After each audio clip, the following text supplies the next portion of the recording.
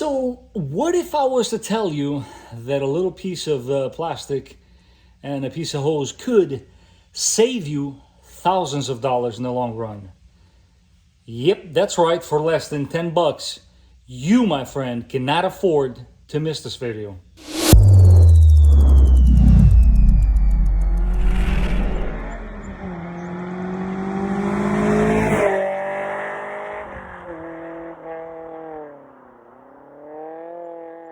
Oh, look at that. It's another beautiful day to bring out the S2000, and another beautiful day to bring out a very important video to you guys.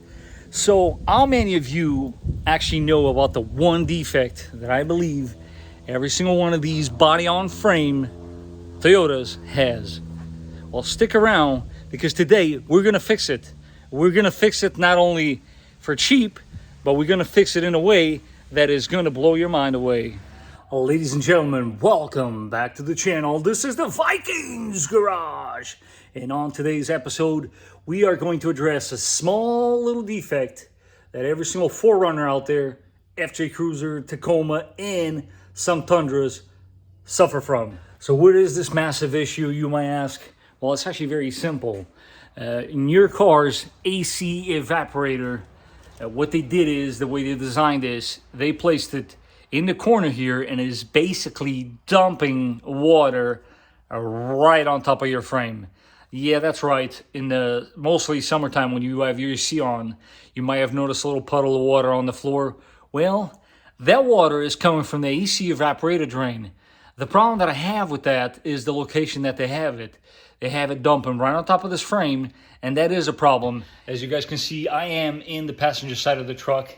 That's obviously important. And what you want to do is you want to come down to the wheel well on the front. And I'm going to show you guys what it's going to take. But for those of you that are still a little unsure about what I'm referring to, please watch this clip that I posted on one of my frame issues videos. By the way, I made quite a few on this topic. Feel free to look in the description down below. I'll leave links to every single one of them, because it is by all means very important. If you are planning on owning this car for more than 10 years, you cannot afford not to do this. Not to mention, super cheap. Well, here, I believe this one came out of a 2002. That's beside the point. This is actually a perfect example. Your AC drain falls right on top of this, and I don't have to tell you. AC drain falls right on top of this. So what am I really gonna need, you might ask? It's a little too close to the camera. Well, this is the first guy. You can do it with plastic, you can do it with metal, but what you want is basically tubing, coupling, whatever you want to call it. 3/8 to 3/8 is the key, and you will see in a second why. Barb thread, what does that mean? Let's get this guy out of the package. The reason why I wanted barb is because I wanted to catch one end and then the other. See the little barbs? This way, you most likely will not have to use a small clamp, but if you do, you got two safety spots right there that will make sure that hose does not come off. Speaking of hose, you also gonna need a little rubber hose like this.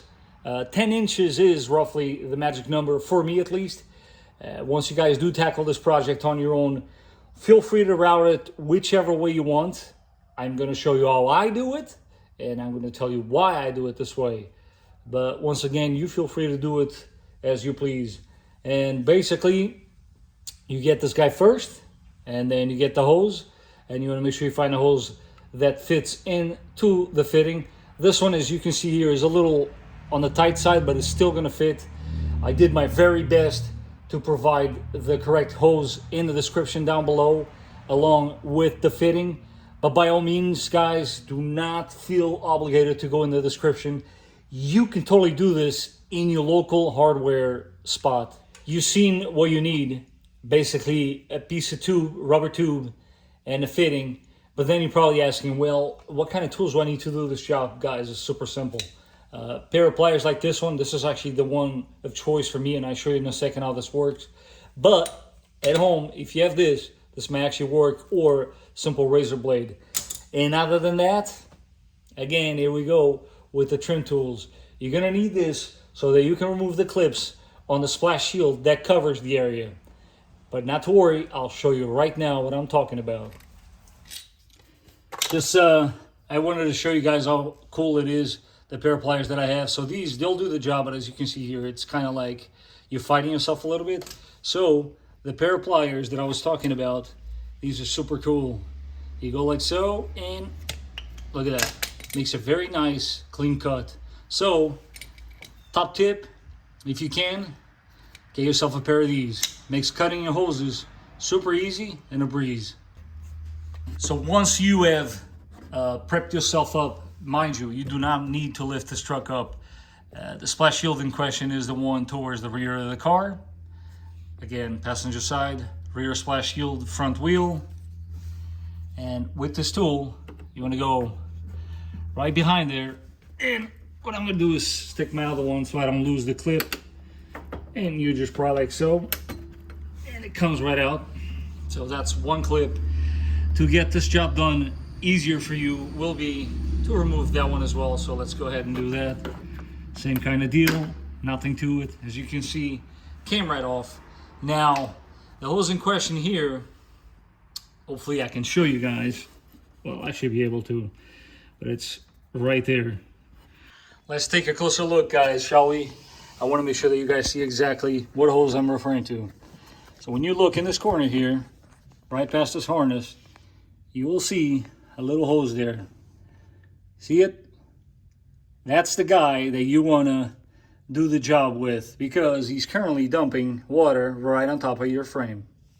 All right, here we go. So once you do have the fitting connected to your hose, like so, that's pretty simple. You're going to put the top hand here into your drain. I'll show you right now what I'm talking about. Hopefully I don't block the shot too much, but you guys get what I'm saying. You go in here. Mind you, I'm doing this one-handed. Hopefully I'm going to be successful. If not, I'll cut the shot, and you guys know what I'm talking about here. There we go. Actually, I did it one-handed. Look at that.